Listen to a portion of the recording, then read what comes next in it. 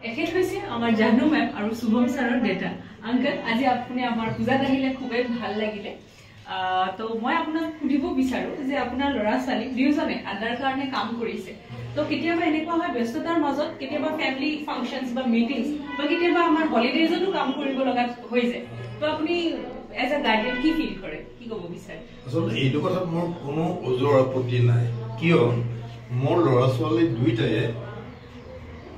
ল'ৰা ছোৱালীক শিক্ষা দিবলৈ কষ্ট কৰিছে